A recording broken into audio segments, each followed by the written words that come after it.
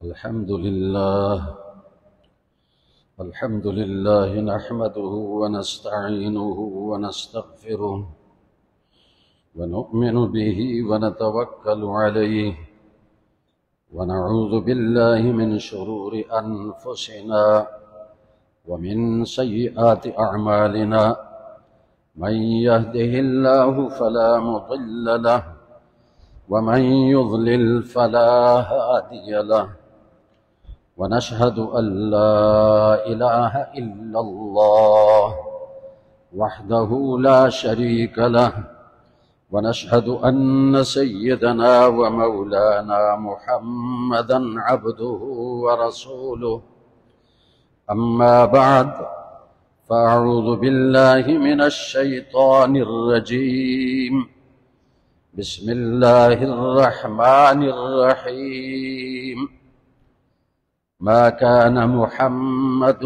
أبا أحد من رجالكم ولكن رسول الله وخاتم النبيين وكان الله بكل شيء عليما صدق الله العظيم وقال النبي صلى الله عليه وسلم فضلت على الأنبياء بست أعطيت جوامع الكلم ونصرت بالرعب مسيرة الشهر وأحلت لي الغنائم وجعلت لي الأرض مسجدا وطهورا وأرسلت إلى الخلق كافة وختم بي النبيون وقال النبي صلى الله عليه وسلم أنا خاتم النبيين لا نبي بعدي أو كما قال عليه الصلاة والسلام اللهم صل على محمد وعلى آل محمد كما صليت على إبراهيم وعلى آل إبراهيم إنك حميد مجيد. قابل صد احترام سامعین گرامی قدر، سورۃ الاحزاب کی ایک آیت کی تلاوت آپ کے سامنے کی ہے۔ آج پورے پاکستان میں یوم تشکر منایا جا رہا ہے، اللہ جل شانہ کا شکریہ ادا کرنے کا دن، اور واقعی یہ اللہ کا بہت بڑا احسان ہوا، تو اس کا شکریہ ادا کرنا ضروری ہے۔ اسی مناسبت سے یہ آیت میں نے پڑھی۔ آیت میں اللہ جل شانہ نے ایک بنیادی عقیدہ بیان فرمایا، اور وہ ہے عقیدہ ختم نبوت۔ یہ ایسا عقیدہ ہے اس کے بغیر کوئی شخص مسلمان نہیں ہو سکتا۔ پہلی بات تو یہ ہے کہ عقیدہ ختم نبوت کے بغیر کوئی شخص مسلمان نہیں ہو سکتا۔ دوسری بات یہ ہے کہ عقیدہ ختم نبوت کیا ہے، یہ بھی سمجھنے کی ضرورت ہے۔ عقیدہ ختم نبوت یہ ہے کہ اللہ جل شانہ نے نبوت کا سلسلہ سیدنا آدم علیہ السلام سے شروع فرمایا، اور ہر زمانے میں نبی آتے رہے، اور کبھی ایک ہی زمانے میں کئی نبی آتے رہے، یہاں تک کہ اللہ جل شانہ نے 1,24,000 کم و بیش انبیاء علیہم السلام کو مبعوث فرمایا۔ وہ انبیاء علیہم السلام اللہ کا پیغام اپنی امتوں تک پہنچاتے رہے۔ سب سے آخر میں اللہ جل شانہ نے سید الاولین والآخرین، خاتم المرسلین، سید المرسلین، تمام نبیوں کے، تمام رسولوں کے سردار، جناب محمد الرسول اللہ صلی اللہ علیہ وسلم کو نبی بنا کر بھیجا، رسول بنا کر بھیجا پوری دنیا کے لیے۔ پہلے انبیاء علیہ السلام ایک خاص زمانے کے لیے بھیجے جاتے تھے، ایک خاص قوم کی طرف بھیجے جاتے تھے، لیکن نبی کریم صلی اللہ علیہ وسلم کو اللہ جل شانہ نے پوری دنیا کے انسانوں کی طرف بھیجا، قیامت تک آنے والے انسانوں کی طرف بھیجا، اور آپ صلی اللہ علیہ وسلم پر نبوت کا دروازہ اللہ نے بند کر دیا۔ آپ صلی اللہ علیہ وسلم کے بعد کسی قسم کا کوئی نبی نہیں آ سکتا، اور اگر نبی کریم صلی اللہ علیہ وسلم کے بعد کوئی شخص کسی بھی قسم کی نبوت کا دعویٰ کرتا ہے وہ مرتد ہے، وہ دائرہ اسلام سے خارج ہے۔ اور ایسے شخص کو جو نبوت کا دعویٰ کرے، اگر کوئی نبی مانے تب بھی کافر، اگر اس کو کوئی ولی مانے تب بھی کافر، اگر اس کو کوئی مسلمان مانے تب بھی کافر۔ یہ ہے عقیدہ ختم نبوت، اور اس عقیدے کے بغیر کوئی عمل کسی انسان کا قبول نہیں ہوگا۔ تو نبی کریم صلی اللہ علیہ وسلم کی زندگی میں چند افراد نے نبوت کا دعویٰ کیا۔ اسود عنسی نے نبوت کا دعویٰ کیا، طلیحہ ابن خویلد نے نبوت کا دعویٰ کیا، مسیلمہ کذاب نے نبوت کا دعویٰ کیا، ایک عورت سجا اس کا نام تھا، اس نے بھی نبوت کا دعویٰ کیا۔ نبی کریم صلی اللہ علیہ وسلم نے اسود عنسی جس نے جھوٹی نبوت کا دعویٰ کیا اس کو قتل کرنے کے لیے فیروز دیلمی رضی اللہ عنہ کو بھیجا۔ لمبا واقعہ ہے، فیروز دیلمی رضی اللہ عنہ نے اس اسود عنسی کو قتل کر دیا، طلیحہ ابن خویلد قتل کیا گیا، مسیلمہ کذاب خاموش ہوا۔ اور یاد رکھیں یہ عقیدہ ختم نبوت ایسا عقیدہ ہے کہ اس کے تحفظ کے لیے، اس کی حفاظت کے لیے ابو بکر صدیق رضی اللہ عنہ کے زمانے سے لے کر آج تک امت نے، مسلمانوں نے جتنی قربانیاں دی ہیں اتنی قربانیاں کسی اور عقیدے کے بارے میں نہیں دی۔ اس سے معلوم ہوتا ہے کہ یہ عقیدہ کتنا اہم ہے۔ سب سے پہلے ابو بکر صدیق رضی اللہ عنہ کے زمانے خلافت میں جب نبی کریم صلی اللہ علیہ وسلم کی وفات ہوئی، مسیلمہ کذاب سمجھا کہ اب میرا دعویٰ پھیل جائے گا، میری نبوت پھیل جائے گی، چنانچہ اس پر لوگ ایمان لے آئے، اس کو نبی ماننے لگے، 1,00,000 افراد اس پر ایمان لے آئے۔ ابو بکر صدیق رضی اللہ عنہ نے جہاں دوسرے طرف لشکر روانہ کیے، کفار کے خلاف لشکر روانہ کیا، مرتدین کے خلاف لشکر بھیجا، زکوٰۃ نہ دینے والوں کے خلاف لشکر بھیجا، وہاں ابو بکر صدیق رضی اللہ عنہ نے مسیلمہ کذاب کے مقابلے کے لیے لشکر بھیجا۔ 12,000 افراد کا لشکر تھا مسلمانوں کا، اور مسیلمہ کذاب کے ساتھ جو لشکر آیا وہ 40,000 افراد تھے، اور ایک زبردست قسم کا معرکہ ہوا۔ آپ اندازہ لگا لیں کہ کتنی قربانیاں دی مسلمانوں نے۔ اس معرکے میں 1200 صحابہ اور تابعین شہید ہوئے، اور نبی کریم صلی اللہ علیہ وسلم کی زندگی میں جو کفار کے مقابلے پر جہاد ہوئے 27 غزوات ہوئے جن میں نبی کریم صلی اللہ علیہ وسلم خود شریک ہوئے، اور 35 جماعتیں، لشکر رسول اللہ صلی اللہ علیہ وسلم نے ایسے تیار فرمائے جن میں صحابہ کو بھیجا، خود نہیں گئے۔ وہ جہاد تھا، اب 25 اور 35 آپ جمع کر لیں، یہ کفار کے مقابلے میں یہ لڑائیاں تھیں، لیکن ان میں کتنے مسلمان شہید ہوئے؟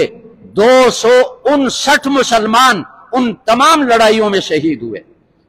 غزوہ بدر، غزوہ احد، غزوہ خیبر، غزوہ خندق، فتح مکہ، غزوہ حنین اور بھی غزوات ہیں۔ 259 افراد شہید ہوئے، لیکن مسیلمہ کذاب کے مقابلے پر اس معرکے میں 1200 افراد شہید ہوئے۔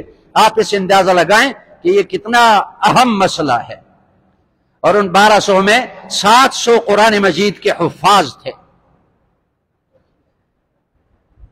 اس وقت سے قربانیوں کا سلسلہ شروع ہوا۔ ایک صحابی ہیں حبیب ابن زید رضی اللہ عنہ، اس لڑائی سے پہلے ان کو گرفتار کیا گیا اور مسیلمہ کذاب کے سامنے ان کو حاضر کیا گیا۔ تو مسیلمہ کذاب نے صحابی سے پوچھا، نوجوان صحابی، کہ تم محمد الرسول اللہ، محمد کو نبی مانتے ہو؟ فرمانے لگے ہاں، میں محمد صلی اللہ علیہ وسلم کو اللہ کا نبی مانتا ہوں۔ پھر مسیلمہ کہنے لگا مجھے نبی مانتے ہو؟ تو حبیب بن زید رضی اللہ عنہ نے فرمایا میں آپ کی بات نہیں سنتا، اس بات کے سننے سے میں بہرا ہوں۔ مسیلمہ کذاب نے حکم دیا ان کا ایک ہاتھ بازو سمیت کاٹا جائے، وہ کاٹ دیا گیا۔ پھر پوچھا محمد کو نبی مانتے ہو؟ انہوں نے فرمایا محمد صلی اللہ علیہ وسلم کو میں اللہ کا نبی مانتا ہوں۔ تو مسیلمہ نے کہا مجھے نبی مانتے ہو؟ پھر وہی فرمانے لگے میرے کان بہرے ہیں اس بات کے سننے سے۔ دوسرا ہاتھ کاٹا گیا، پھر پوچھا، وہی بات دہرائی، انہوں نے فرمایا میں تجھے نبی نہیں مانتا۔ پھر پیر کاٹا گیا، پھر پوچھا، انہوں نے کہا میں تجھے نبی نہیں مانتا، اس بات سے میرے کان بہرے ہیں۔ چوتھا عضو، دوسرا پیر ان کا کاٹا گیا، اور پھر ان کا گلا کاٹا گیا۔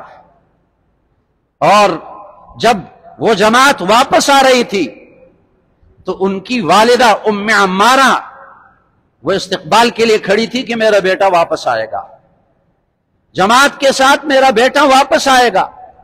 جب جماعت پہنچی اور ام عمارہ رضی اللہ عنہا کو اطلاع دی گئی کہ تیرا بیٹا تو اس طرح شہید ہوا ہے، عقیدہ ختم نبوت کے تحفظ کے لیے شہید ہوا، تو ام عمارہ نے رونا دھونا شروع نہیں کیا، مارنا پیٹنا شروع نہیں کیا، غم کا اظہار نہیں کیا، اور وہ فرمانے لگی لہذا اليوم ارضعته، اسی دن کے لیے تو میں نے اس کو دودھ پلایا ہے۔ اللہ کا شکر ادا کیا کہ میرا جوان بیٹا ختم نبوت کے عقیدے کے تحفظ پر قربان ہوا۔ یہ سلسلہ چلتا رہا، ہر دور میں اس عقیدے کے تحفظ کے لیے امت نے قربانیاں دی۔ بالآخر وہ زمانہ پہنچا جبکہ غلام قادیانی نے نبوت کا دعویٰ کیا۔ پہلے دعویٰ کیا کہ میں مجدد ہوں، ولی ہوں، پھر دعویٰ کیا کہ وہ عیسیٰ جو آسمانوں سے اترنے والے ہیں وہ میں ہوں، بالآخر اس نے نبوت کا دعویٰ کیا۔ تو اس وقت علماء نے ان کے خلاف تحریک چلائی۔ 1953 کی تحریک ختم نبوت مشہور تحریک ہے، امیر شریعت سید عطا اللہ شاہ بخاری رحمہ اللہ کی قیادت میں مسلمانوں نے تحریک چلائی اور ہزاروں مسلمانوں کو اس وقت شہید کر دیا گیا۔ تحریک اس بات پر چلائی کہ قادیانیوں کو کافر قرار دیا جائے، یہ مسلمان نہیں ہے۔ جو مرزا غلام قادیانی کو نبی مانتے ہیں وہ بھی کافر، جو ان کو ولی مانتے ہیں وہ بھی کافر، جو ان کو مسلمان مانتے ہیں وہ بھی کافر، اور جو غلام قادیانی کے کفر میں شک کرتے ہیں وہ بھی کافر۔ امام ابو حنیفہ رحمہ اللہ کا قول ہے، فرماتے ہیں اگر کوئی آدمی اس بارے میں دلائل کو سوچے کہ کیا نبی کریم صلی اللہ علیہ وسلم کے بعد کوئی نبی آ سکتا ہے یا نہیں، ایسا سوچنے والا بھی دائرہ ایمان سے خارج ہو جائے گا۔ یہ پکی بات ہے۔ چنانچہ 1953 اسی دور کا واقعہ ہے۔ علامہ انور شاہ کشمیری رحمہ اللہ، جن کے شاگرد پوری دنیا میں پھیلے ہوئے تھے، بہت بڑے عالم دین. تو ایک واقعہ عجیب آیا. انہوں نے حج کی تیاری کی تھی.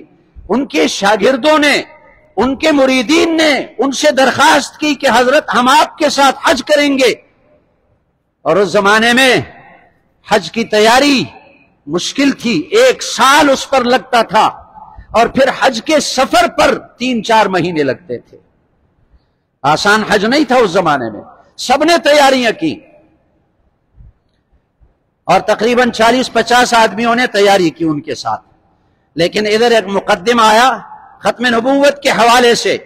بہاولپور کا مشہور مقدمہ.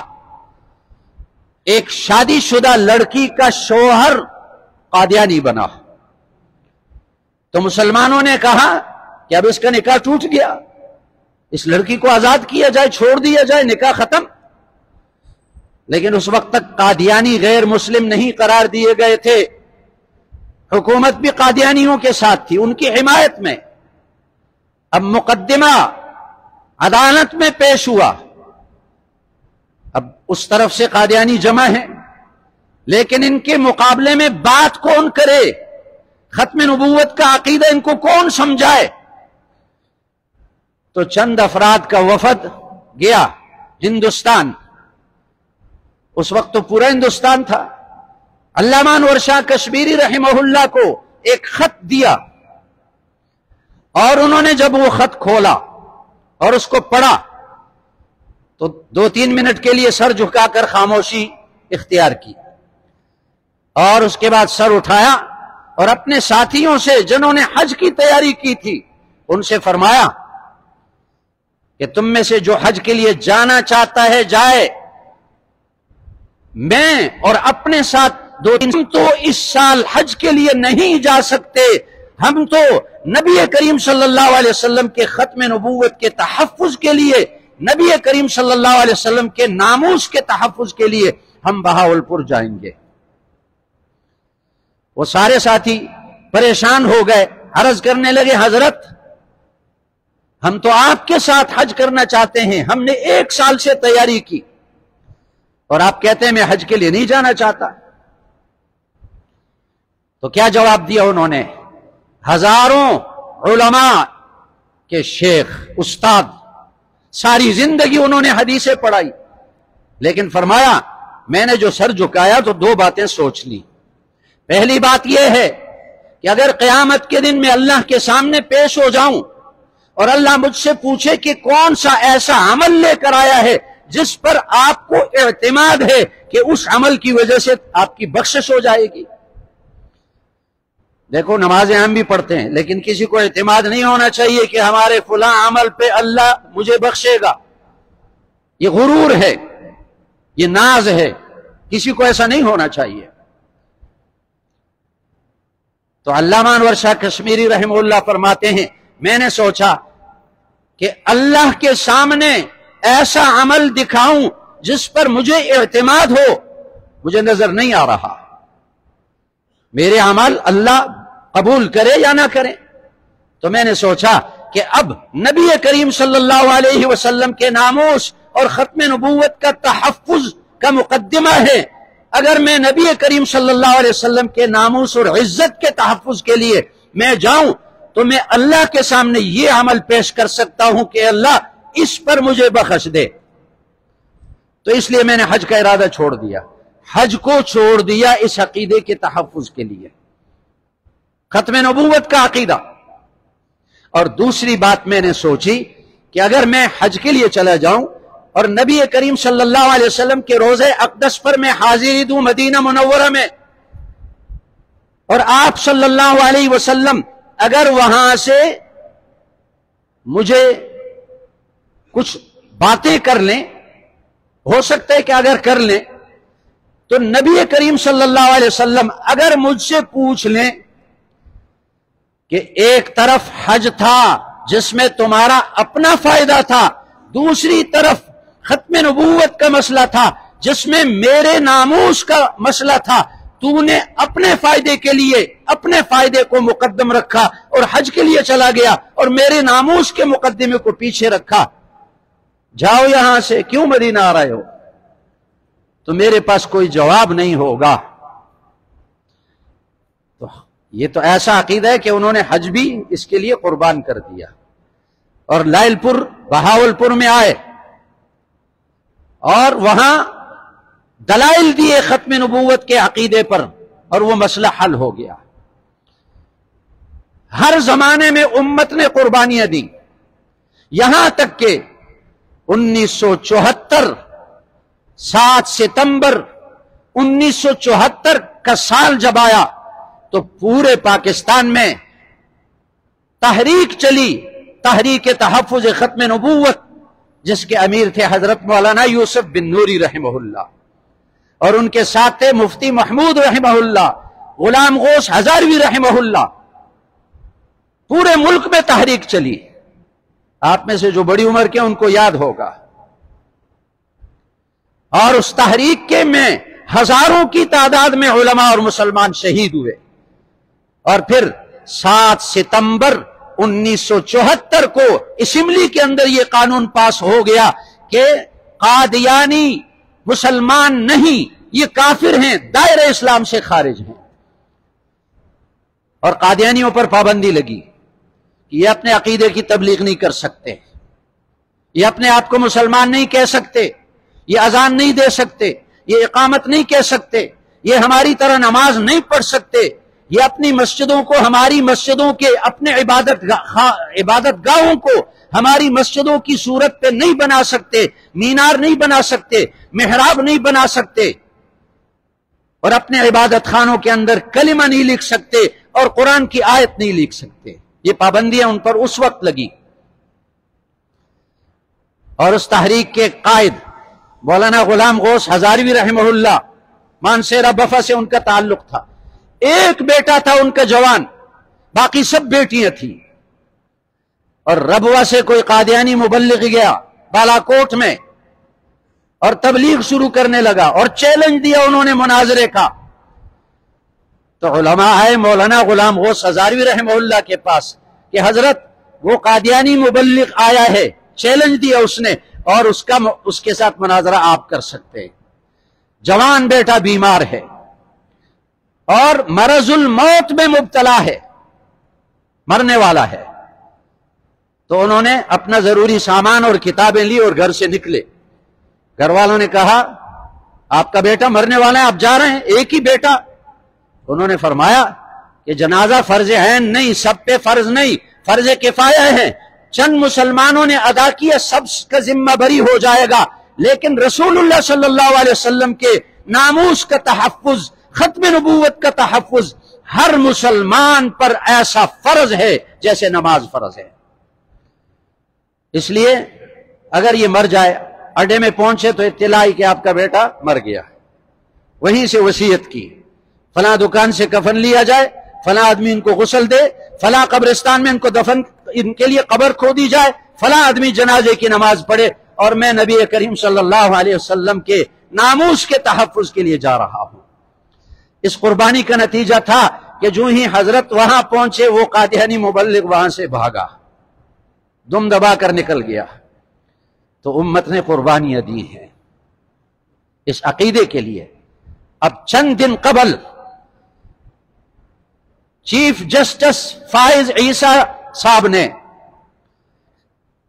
ایک کیس سپریم کورٹ میں چل رہا تھا قادیانیوں کا، اور اس میں انہوں نے فیصلہ کیا کہ قادیانیوں نے جو قرآن مجید کی تحریف کی، تبدیلی کی، وہ تحریف شدہ قرآن مجید اپنے لوگوں میں تقسیم کر سکتے ہیں، بدلا ہوا قرآن مجید اپنے لوگوں میں تقسیم کر سکتے ہیں.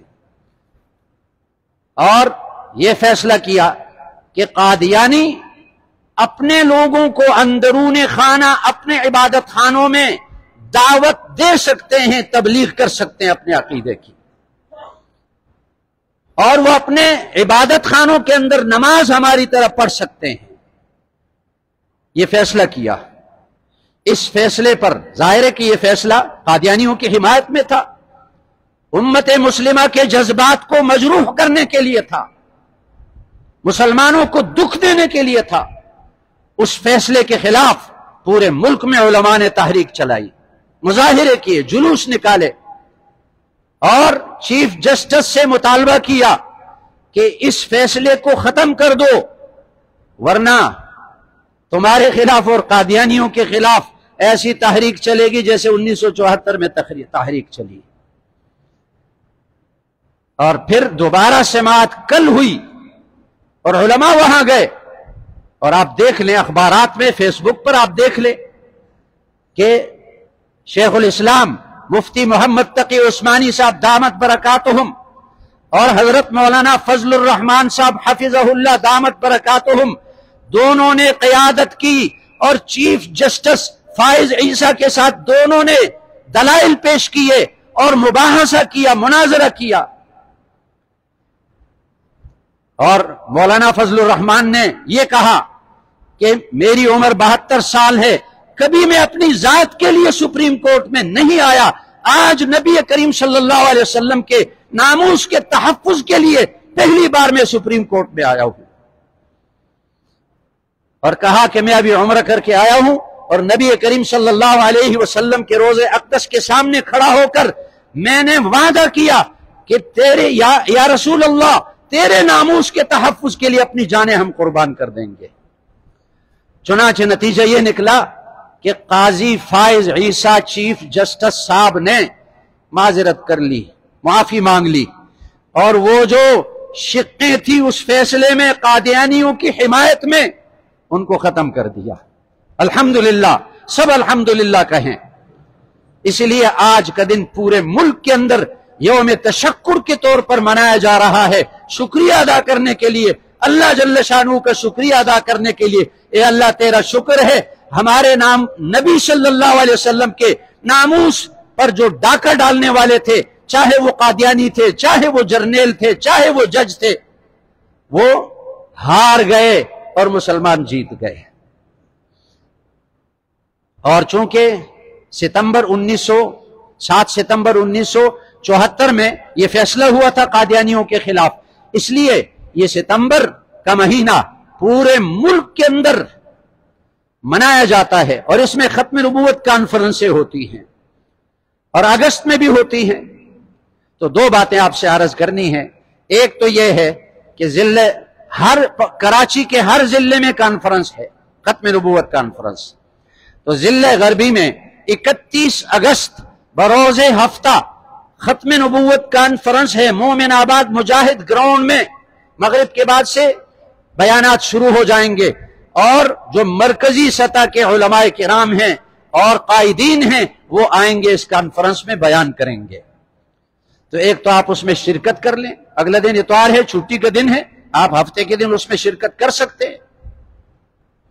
اور چونکہ قادیانیوں کو کافر قرار دینے کے 50 سال ہو گئے، اور 50 سال پورے ہونے پر عقیدہ تحفظ ختم نبوت کی اور قادیانیوں کو کافر قرار دینے کی گولڈن جوبلی ہے 7 ستمبر کو مینار پاکستان لاہور میں، اور اس میں تمام علماء آئیں گے، اور جو مختلف مذہبی تنظیمیں ہیں، مذہبی جماعتیں، ان کے قائدین وہاں آئیں گے، اور وہ عقیدہ تحفظ ختم نبوت پر بات کریں گے، اللہ کا شکریہ ادا کریں گے۔ تو اس کے لیے آپ دعائیں دیں، اللہ تعالیٰ اس کانفرنس کو کامیاب فرمائے۔ اور آخری عرض یہ کہ یہ جو یہاں کانفرنس ہو رہی ہے، اس دن اس کے ذمہ دار حضرات جو انتظامیہ والے ہیں وہ آئے تھے، اور انہوں نے بتایا کہ اس جلسے کے انعقاد پر 10 لاکھ روپے خرچ آتا ہے۔ تو آپ حضرات سے گزارش ہے کہ نماز کے بعد ساتھی گیٹوں پر کھڑے ہوں گے، آپ اپنی حیثیت کے مطابق جتنا تعاون کر سکتے ہیں عقیدہ تحفظ ختم نبوت کی مناسبت سے، تاکہ یہ کانفرنس کامیاب ہو جائے، تو انشاءاللہ آپ کا پورا اس میں حصہ ہوگا نماز کے بعد انشاءاللہ۔